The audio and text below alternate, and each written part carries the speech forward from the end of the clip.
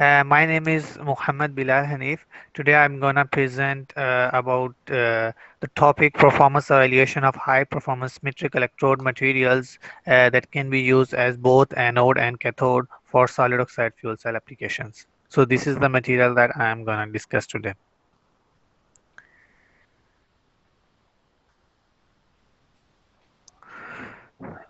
So these are the outlines for my presentation. First of all, I would like to discuss about the research background, that what actually the solid oxide fuel cell is, and then a different progress of anode, cathode, and electrolyte material nowadays, and then the different challenges that people are facing for anode materials because these are difficult to fabricate, and then why how I can choose this material, and then fabrication and cell fabrication techniques, and the powder synthesis, that how I prepared this powder, and then performance evaluation, different techniques like phase structure and microstructure analysis, conductivity, and the polarization stability, and I will compare it with different materials, and finally the conclusion. So first of all, the question arises, what actually the solid oxide fuel cell is. Actually, everyone knows that fuel cell technology generate electricity in efficient and effective manner. It has attracted wide attention from alternative energies. So SOFC is actually a device that generates electricity directly from oxidizing fuel. Here you can see the mechanism. There is an electrolyte that is impermeable electrolyte, and that one is the anode, porous anode, and we use porous cathode. So in anode side, we use different type of fuels like maybe methane, hydrogen, or carbon monoxide, and other type of fuels that can insert at the anode side, and it will either it depends that we can also use for SOEC applications, then it can be changed. But on the cathode side, there is only air that is depleted, and that oxygen react with the other electrons that are coming from the electrolyte, and it will release some electrons that will help you to gain the electricity. So these are the recent progress of the electrolyte, that which type of electrolytes are used nowadays. These are the most popular electrolytes that people are using, like YSG, SSC, GDC, LSGM, and LSTMC. These are the different merits and demerits, that why people are using this and why they are not using this. We are using LSTM electrolyte because we have a great good connectivity with the anode, and it has high performance than the other doped CDR electrolytes, and so this that's why we are using this material. These are the recent progress of the anode materials like nickel oxide, copper, and so many else. Based on these anode materials, we check that either which element is suitable for our A site, and which element is suitable for B site. So based on these observations, we selected. I'm not going into the details. And then the last one is the cathode materials. They are popular cathode, conventional cathode materials that are used, and there are some merits and demerits. So after, based on all the applications, and the most important, that which processing routes they are using, like here you can see that this is the strontium, titanium, iron, molybdenum oxide. This is the most popular electrode material that are used, and this is the most popular cathode material.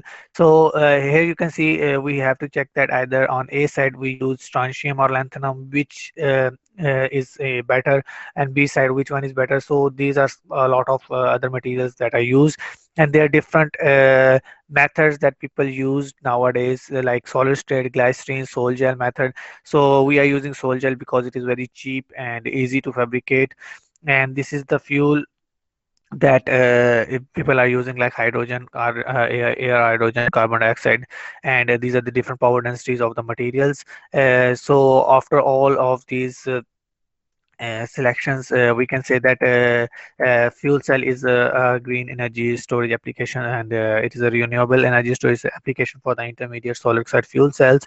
And this is the material that we fabricate, like lanthanum, strontium, titanium, iron, nickel oxide.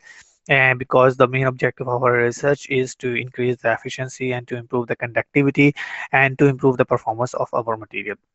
As I mentioned before, that the major problem that people face is the connection between the electrolyte and the electrode. So what they mostly people use a barrier layer to overcome this issue. So these are a lot of these are a lot of the reason that why we are choosing this material. Like the main is that lanthanum we used on the A side, because here you can see this is our material. So we are using lanthanum and strontium on the A side because strontium titanium oxide increase the oxygen stoichiometry and the conductivity by reducing Ti plus 4 plus to the Ti plus 3. Furthermore, people use other type of doping like lanthanum at the B sites, also investigated, and iron, magnesium, scandium, gallium, titanium, manganese, and aluminum. They also show the significant conductivity, and we can also see that the electrocatalytic performance of all lanthanum substituted strontium titanate material is very poor, but can be enhanced with the addition of B side dopants such as this. And so we are using iron on the B side. Here you can see this one is the iron. And so we can say that the choice of dopant has greatly influenced upon the oxidation reduction stability of the and the conductivity of the material. So researcher shows that there are so many iron and nickel based properties, but there are some advantages and disadvantages of using this material as well. But after clearly see the results, you can say that this one is the good material and can be used for these applications.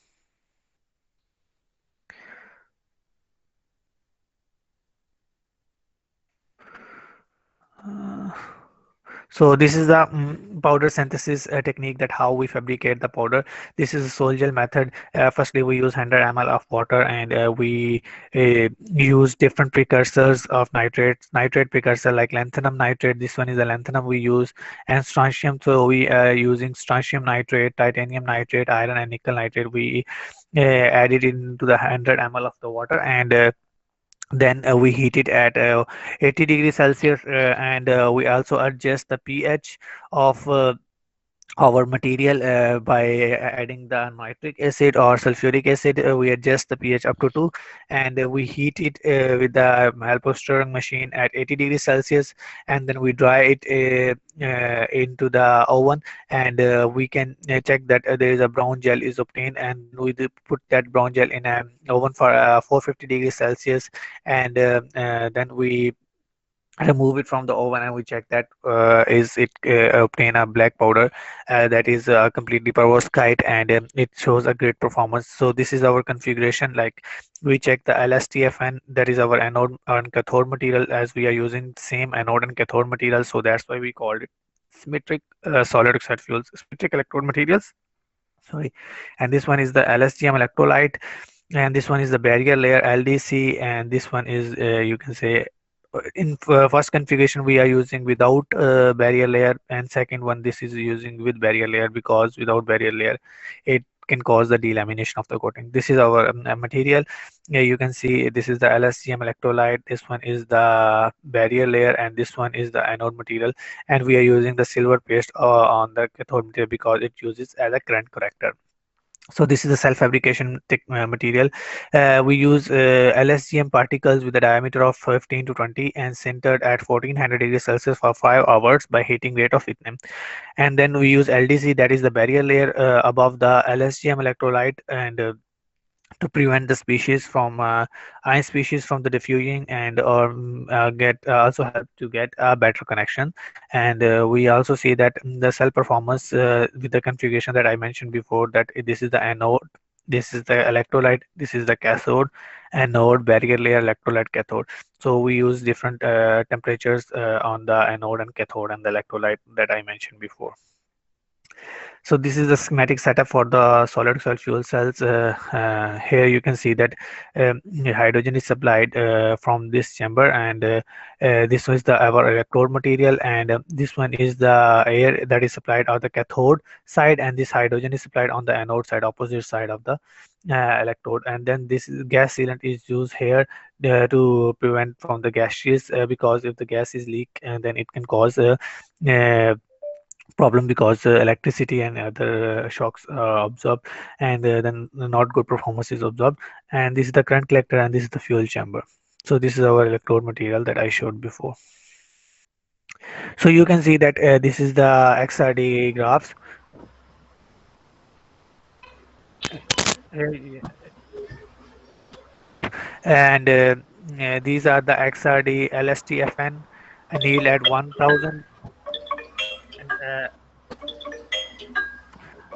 these are the XRD that is anneal at 1000 degrees Celsius and 950 degrees Celsius. Here you can see there are the no single phase with a cubic overscat, no secondary phase is observed, and a good stability is observed. After reducing a hydrogen, we have checked that either there is any other oxygen species are formed or not. We can see that there is no other impurities phases are formed.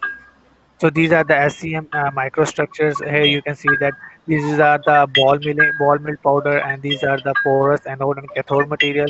And this is the cross section that you can see there is a best connection between the anode and cathode material. Here you can see the conductivity. The conductivity here you can see is that we can check the conductivity in air and hydrogen.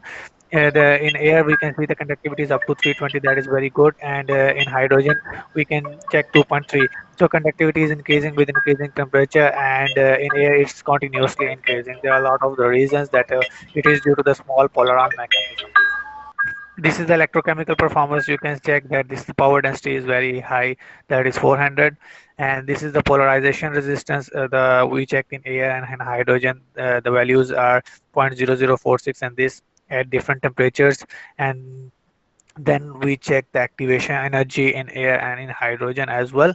And finally, we check the XPS results of overall material, that either these constituents are how much percentage. Here you can see, and this is the comparison with different materials that published, and you can see our study shows good performance with good conductivity in air and in hydrogen as well.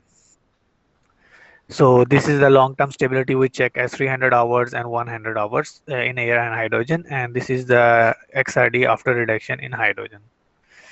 So this is the final conclusion that I mentioned before, that it exhibit a good stability and good electrical conductivity, good polarization resistance, and good power density and good stability for a long time. Okay, thank you so much for your time.